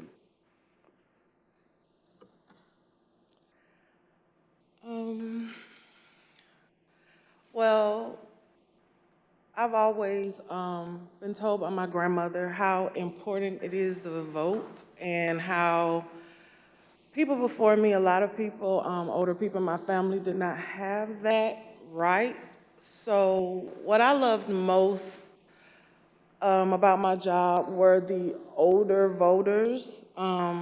Younger people could usually do everything from their phone or go online, but the older voters like to call, they like to talk to you, they like to get my card, they like to know that every election I'm here. And like even college students, a lot of parents trust in me to make sure their child does not have to drive home. They'll get an absentee ballot, they can vote, and I really found pleasure in that. I liked being the one that, you know, if someone can't navigate my voter page or, you know, they want a new precinct card and they don't have a copy machine or a computer or all of that, I could put it in the mail for them. I was excited always about sending out all the absentee ballots for the elderly and disabled people. I even remember driving to an hospital to give someone her absentee application. That's what I love the most. So you really enjoyed helping people vote and participate, and that was something, the right to vote, that your grandmother taught you was precious. Yeah. Well, I know the events that we're here to talk about today are incredibly difficult to relive. Your proud service as an election worker took a dramatic turn on the day that Rudy Giuliani publicized a video of you and your mother counting ballots on election night. President Trump, Rudy Giuliani, and others claimed on the basis of this video that you and your mother were somehow involved in a plot to kick out observers, bring suitcases of false ballots for Biden into the arena, and then run them through the machines multiple times. None of that was true, was it? None of it. I'd like to show you some of the statements that Rudy Giuliani made in a second hearing before the Georgia state legislators, a week after that video clip from State Farm Arena was first circulated by Mr. Giuliani and President Trump. I want to advise viewers that these statements are completely false and also deeply disturbing. Tape earlier in the day of Ruby Freeman and Shay Freeman Moss and one other gentleman quite obviously surreptitiously passing around USB ports as if they're vials of heroin or cocaine. I mean, it's obvious to anyone who's a criminal investigator or prosecutor, they are engaged in surreptitious illegal activity again that day. And that's a week ago, and they're still walking around Georgia lying. They should have been questioned already. Their places of work, their homes should have been searched for evidence of ballots, for evidence of USB ports, for evidence of voter fraud. That video was from Rudy Giuliani's appearance at a Georgia State Senate hearing on December 10. How did you first become aware that Rudy Giuliani, the president's lawyer, was accusing you and your mother of a crime?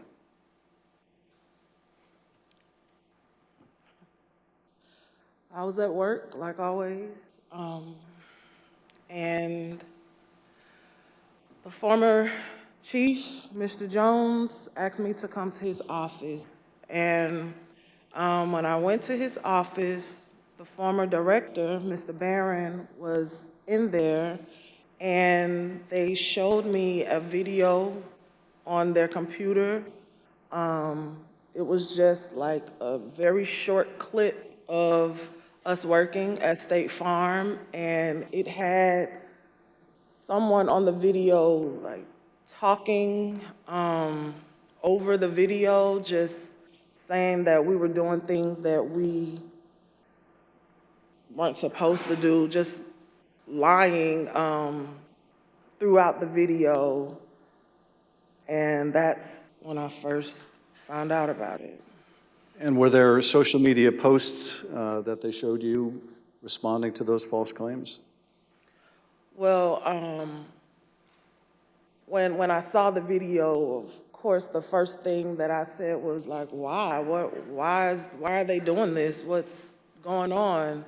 And they, just told me that Trump and his allies were not satisfied with the outcome of the election, and they were getting a lot of threats and being harassed online, and asked me, have I been receiving anything, and I need to check on my mom. And I told them, I was like, where have they, where have you been getting these threats? I don't believe I have any. And Mr. Jones told me, like, they're attacking his Facebook, and I don't really use Facebook. I have one, so I went to the Facebook app, and I'm just kind of panicky at this point because this has never happened to me, and my mom is involved, and I'm like her only child.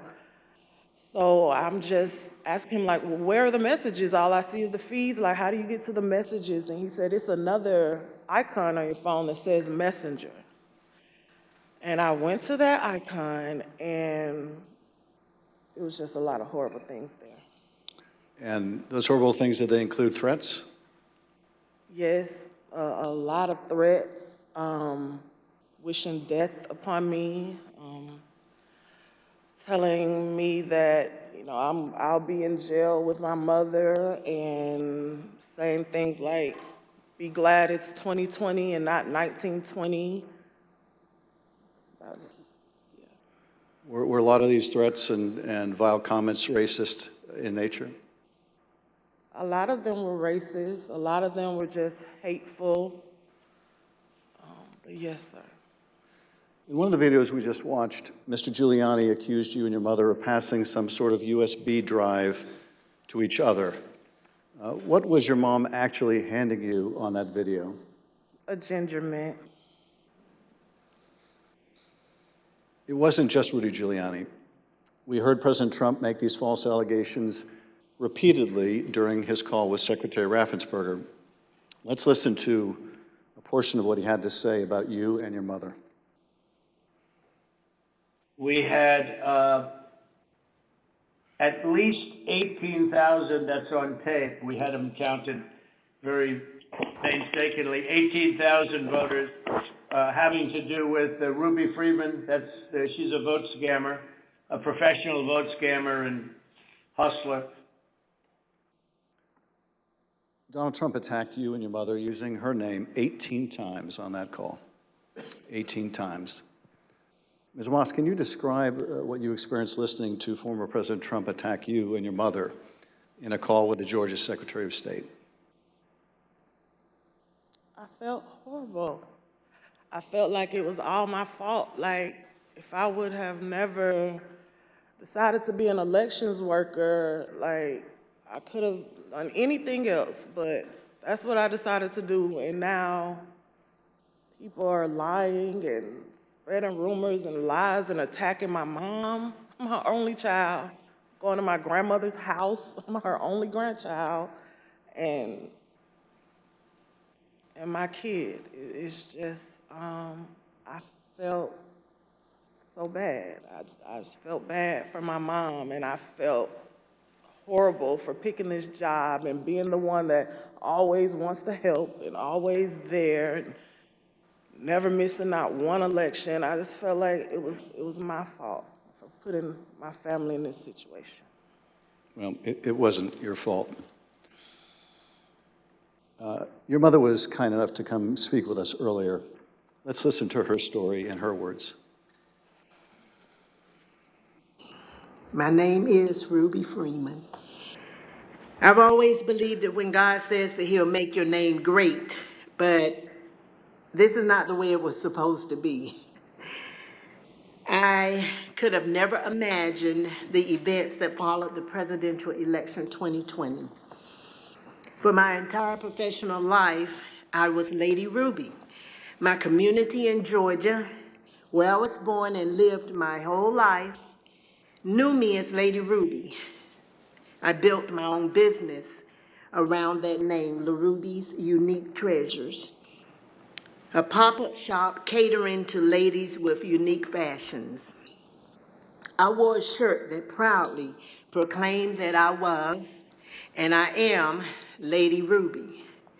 Actually, I had that shirt on. I had that shirt in every color. I wore that shirt on Election Day 2020. I haven't worn it since, and I'll never wear it again. Now I won't even introduce myself by my name anymore. I get nervous when I bump into someone I know in the grocery store who says my name. I'm worried about who's listening. I get nervous when I have to give my name for food orders. I'm always concerned of who's around me. I've lost my name, and I've lost my reputation. I've lost my sense of security, all because a group of people, starting with number 45 and his ally, Rudy Giuliani, decided to scapegoat me and my daughter, Shay, to push their own lies about how the presidential election was stolen. Ms. Moss, how has this experience of being targeted by the former president and his allies affected your life? It's turned my life upside down. I no longer give out my business card. I don't transfer calls. I don't want anyone knowing my name. I don't want to go anywhere with my mom because she might yell my name out over the grocery aisle or something. I don't go to the grocery store at all. I haven't been anywhere at all. I've gained about 60 pounds. I just don't do nothing anymore. I don't want to go anywhere. I second guess everything that I do. It's affecting my life in a major way, in every way, all because of lies. For me doing my job, same thing I've been doing forever.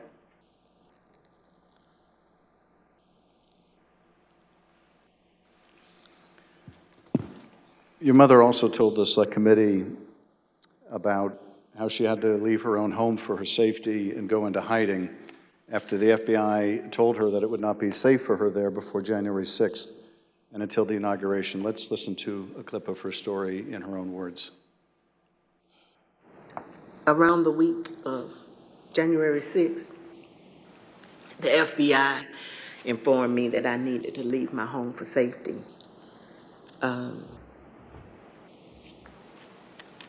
And I left my home for safety around that time. Understood. How long did you stay out? Did you, remain outside of your home for your own safety? I stayed away from my home for approximately 2 months. It was horrible. I felt homeless. I felt, I can't believe this person has caused this much damage to me and my family. To have to leave my home, that I've lived there for 21 years. And, I'm having to have my neighbors watch out for me, and I have to go and stay with somebody. It was hard. It was horrible. And that your conversation with the FBI about needing to leave your home for your own safety, or perhaps recommending it. Do you remember, was there a specific threat that prompted that, or was it the accumulation of threats that you had received? What prompted it was getting ready to January 6th was about to come. And they did not want me to be at home because of all the threats and everything that I had gotten. They didn't want me to be there in fear of, the people were coming to my home, and I had a lot of that. So they didn't want me to be there. Just in case something happened, I asked, how long am I going to have to be at home? They said, at least until the inauguration. Ms. Moss, I understand that people once showed up at your grandmother's house. Tell us about that experience. I received a call from my grandmother. This woman is my everything. I've never even heard her or seen her cry ever in my life. And she called me screaming at the top of her lungs, like, Shay, oh my God, Shay, just freaking me out, saying that there were people at her home, and they, they knocked on the door, and of course she opened it and seeing who was there, who it was, and they just started pushing their way through, claiming that they were coming in to make a citizen's arrest. They needed to find me and my mom. They knew we were there. And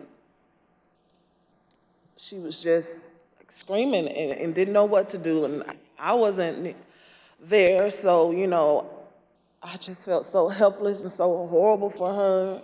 And she was just screaming. I told her to close the door.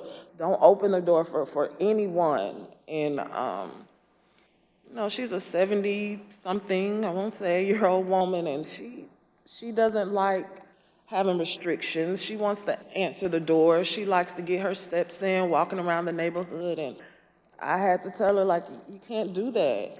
You have to be safe. You know, she would tell me that at night, people would just continuously send pizzas over and over to her home, you know, and they was expecting her to pay for these large amounts of pizzas, and she went through a lot that she didn't have to. And once again, it made me just feel so horrible. In addition to the personal impact this experience has had on you and your family, one of the things that I find most disturbing is how these lies discourage longtime election workers from continuing to do this important work. Tell us, if you would, of the other election workers shown in that State Farm Arena video and their supervisors. How many are still election workers in Fulton County? There is no permanent election worker or supervisor in that video that's still there. And did you end up leaving your position as well? Yes, I left. Ms. Moss, I want to thank you for coming in to speak with us and to thank you for your service to our democracy. What we have just played is a truly horrible and appalling sample, but just a sample of the things that were said about you and your mother following the election. I want to say how very sorry I think we all are for what you've gone through, and tragically, you're not alone. Other election workers around the country have also been the subject of lies and threats. No election worker should be subject to such heinous treatment just for doing their job. With your permission, I would like to give your mother the last word. Yes. We're just going to play the tape. There is nowhere I feel safe. Nowhere.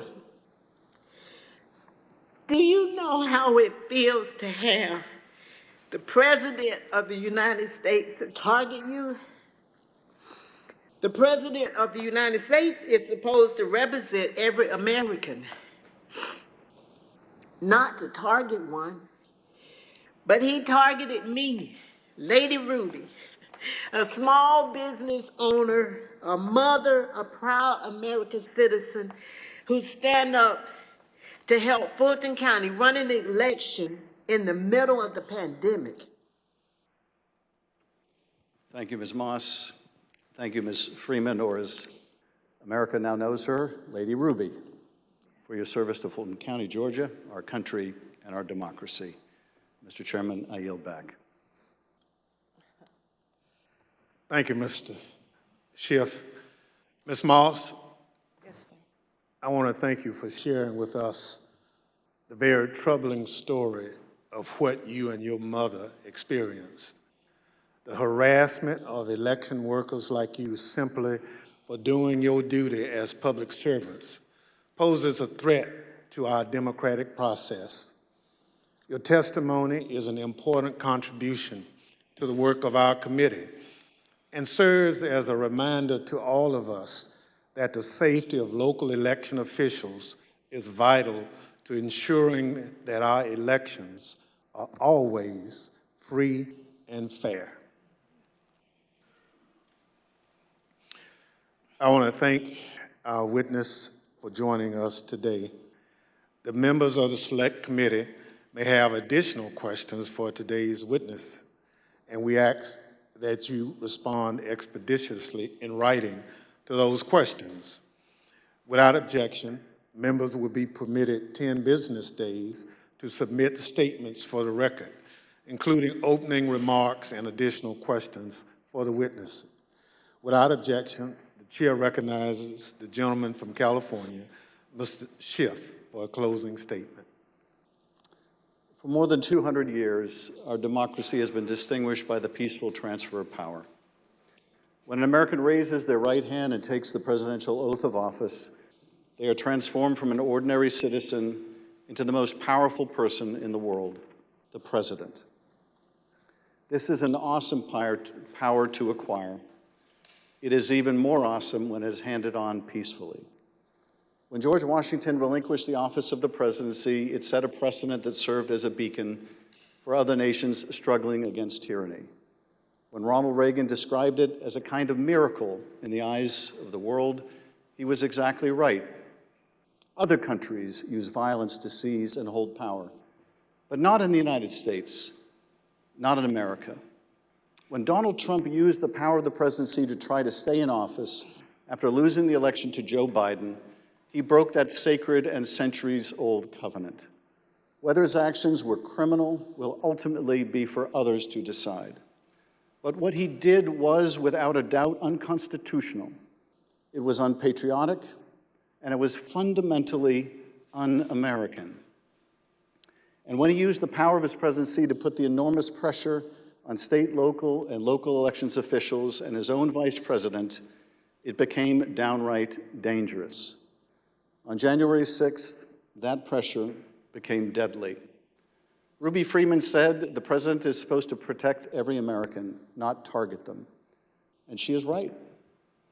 If the most powerful person in the world can bring the full weight of the presidency down on an ordinary citizen who is merely doing her job with a lie as big and heavy as a mountain, who among us is safe? None of us is. None of us. In city councils and town councils, on school boards and election boards, from the Congress to the courts, dedicated public servants are leaving their posts because of death threats to them and to their families. This is not who we are. It must not become who we are. Our democracy held because courageous people like those you heard from today put their oath to the Constitution above their loyalty to one man or to one party. The system held, but barely, and the question remains, will it hold again? If we are able to communicate anything during these hearings, I hope it is this. We have been blessed beyond measure to live in the world's greatest democracy. That is a legacy to be proud of and to cherish, but it is not one to be taken for granted. That we have lived in a democracy for more than 200 years does not mean we shall do so tomorrow. We must reject violence.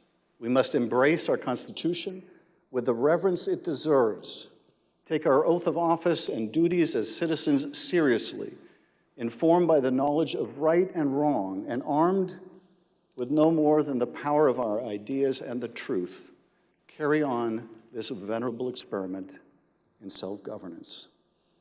Thank you, Mr. Chairman, and I yield back. Without objection, the chair recognizes the gentlewoman from Wyoming, Ms. Cheney, for a closing statement. Thank you very much, Mr. Chairman. Lady Ruby and Shay, thank you for your courage. Thank you for your strength. Thank you for being here today. It means so much for everyone to hear your story, so thank you for that.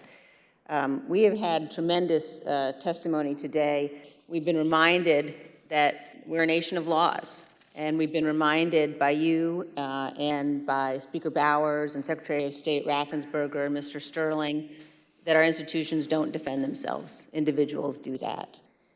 And we're reminded that it takes public servants. It takes people who've made a commitment to our system to defend our system. We also have been reminded what it means to take an oath under God to the Constitution, what it means to defend the Constitution. And we were reminded by Speaker Bowers that our Constitution is indeed a divinely inspired document. And so it's been an honor to spend time with you and with our previous witnesses here today. To date, more than 30 witnesses called before this committee have not done what you've done, but have invoked their Fifth Amendment rights against self-incrimination. Roger Stone took the Fifth, General Michael Flynn took the Fifth, John Eastman took the Fifth. Others, like Steve Bannon and Peter Navarro, simply refused to comply with lawful subpoenas, and they have been indicted. Mark Meadows has hidden behind President Trump's claims of executive privilege and immunity from subpoenas. We're engaged now in litigation with Mr. Meadows. The American people in our hearings have heard from Bill Barr, Jeff Rosen, Richard Donahue, and many others who stood up and did what is right. And they will hear more of that testimony soon. But the American people have not yet heard from Mr. Trump's former White House counsel, Pat Cipollone. Our committee is certain that Donald Trump does not want Mr. Cipollone to testify here. Indeed, our evidence shows that Mr. Cipollone and his office tried to do what was right. They tried to stop a number of President Trump's plans for January 6th. Today and in our coming hearings, you will hear testimony from other Trump White House staff explaining what Mr. Cipollone said and did, including on January 6th. But we think the American people deserve to hear from Mr. Cipollone personally. He should appear before this committee, and we are working to secure his testimony. Thank you, Mr. Chairman. I yield back. People answer the call to public service in such different ways. Some run for office. Some volunteer to make sure their neighbors can get to their voting locations. Some work at polling sites to help election day go smoothly. Some look into problems to guarantee our elections are secure and accurate, just to name a few. As I mentioned at the start of this hearing, when we talk about our democratic institutions, we're talking about these individuals and many others who do these jobs across the country. They represent the backbone of our democracy at its most important moments, when the citizens cast their votes and when those votes are counted. We've heard the stories of their courage. They've earned the thanks of a grateful nation. But for Donald Trump, these witnesses and others like them were another roadblock to his attempt to cling to power. On Thursday, we'll hear about another part of that scheme, his attempt to corrupt the country's top law enforcement body, the Justice Department, to support his attempt to overturn the election. Just as we heard today that Donald Trump was deeply involved in a scheme to pressure state officials to overturn the election results, we will hear on Thursday that Donald Trump was also the driving force behind the effort to corrupt the Justice Department. Listen to this clip from the former acting Attorney General, Richard Donahue. The president said, suppose I do this, suppose I replace him, Jeff Rosen, with him, Jeff Clark. What do you do? And I said, sir, I would resign immediately. There is no way I'm serving 1 minute under this guy, Jeff Clark. You'll hear from Mr. Donahue in person on Thursday as my colleague, Mr. Kinzinger, presents details about this plan. The chair requests those in the hearing room remain seated until the Capitol Police have escorted members from the room. Without objection, the committee stands adjourned.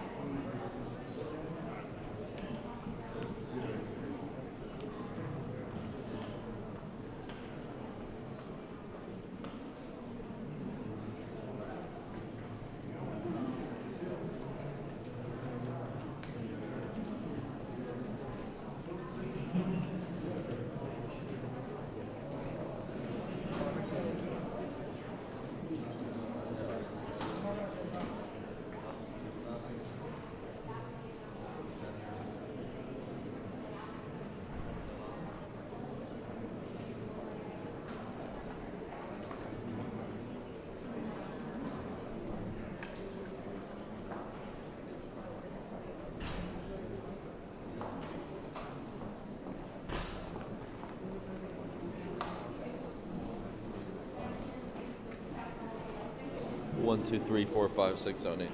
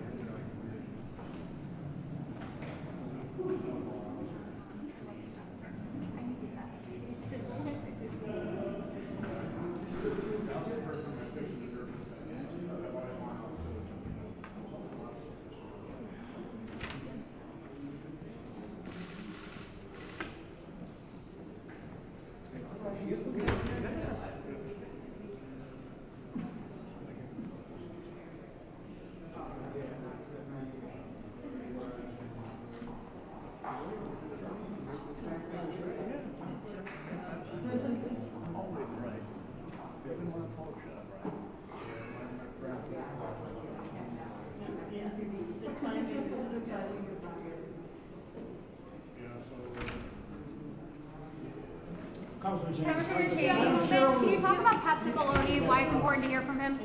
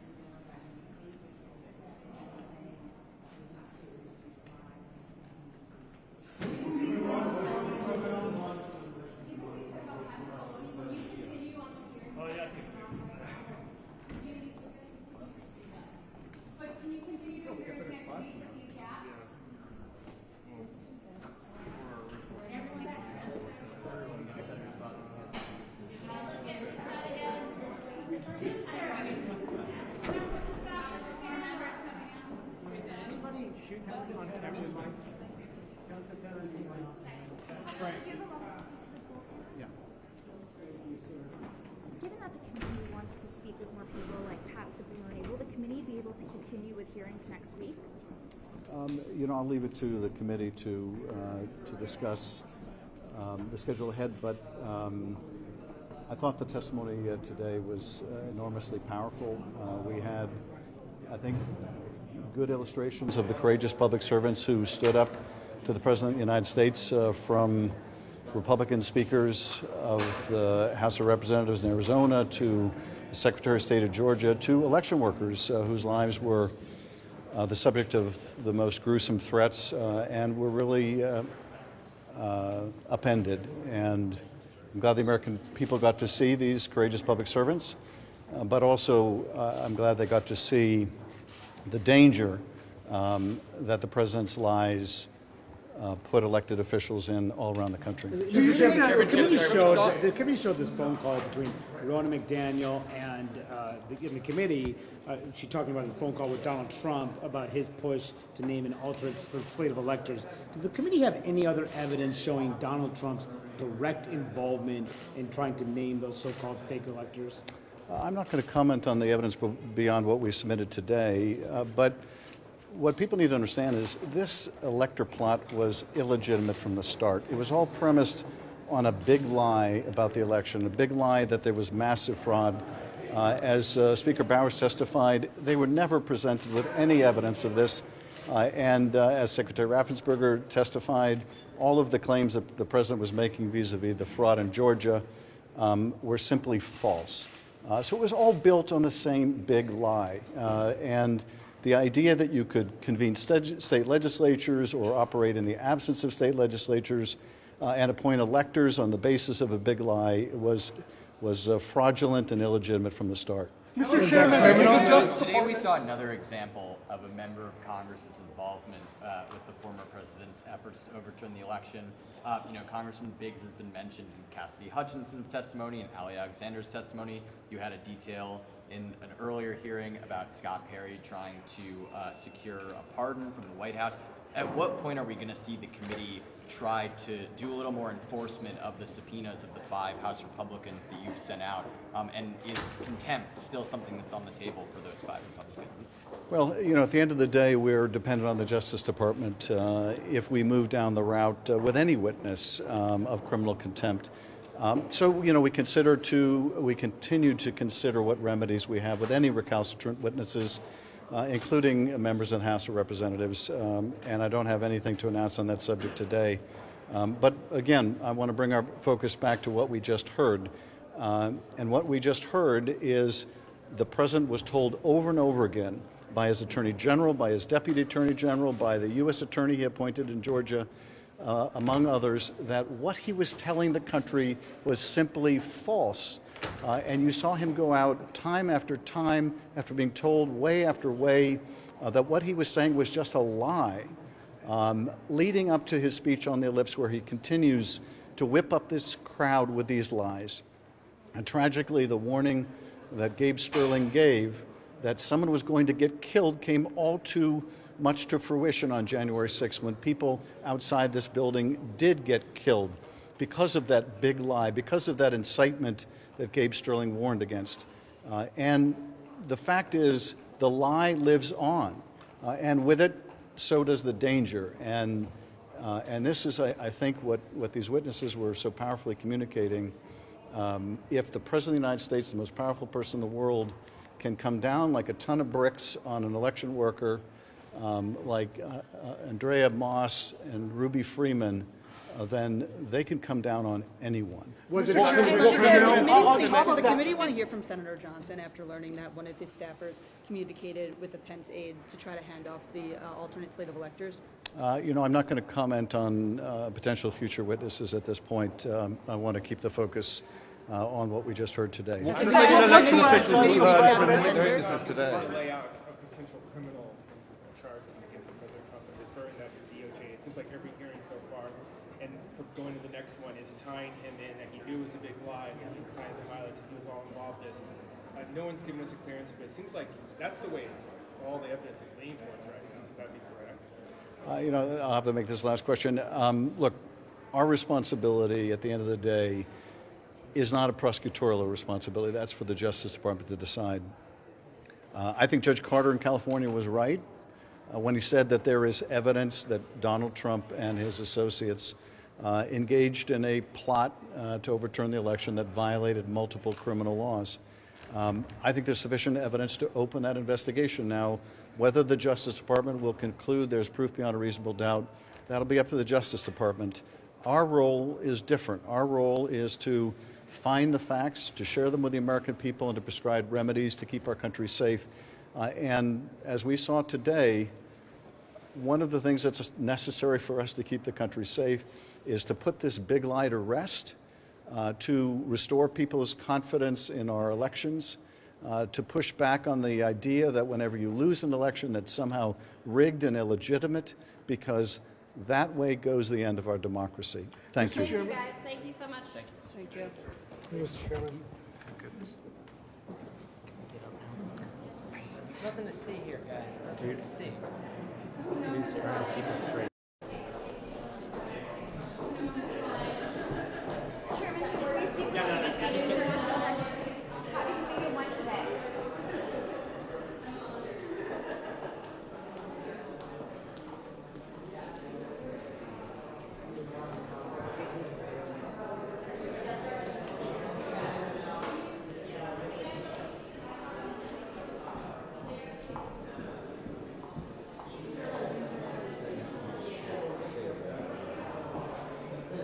Okay.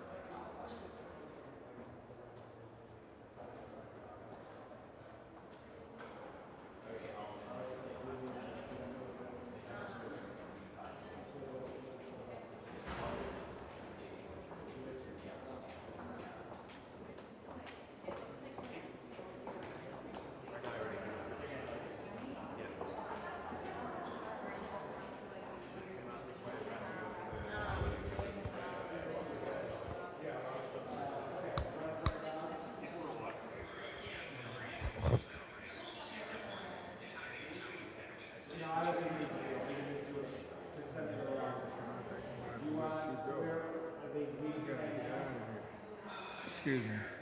Because I got to figure out if I can track this by 420, because I got 430 live. Is that not possible? I think we're done here.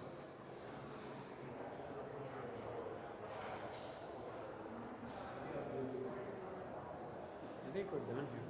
Sorry? I think we're done here. I didn't see. Did anyone else leave while Cheney was going? Laura, right? I saw Cheney leave, obviously, but I didn't see anybody leaving because we're by the door. So they just went out the other side.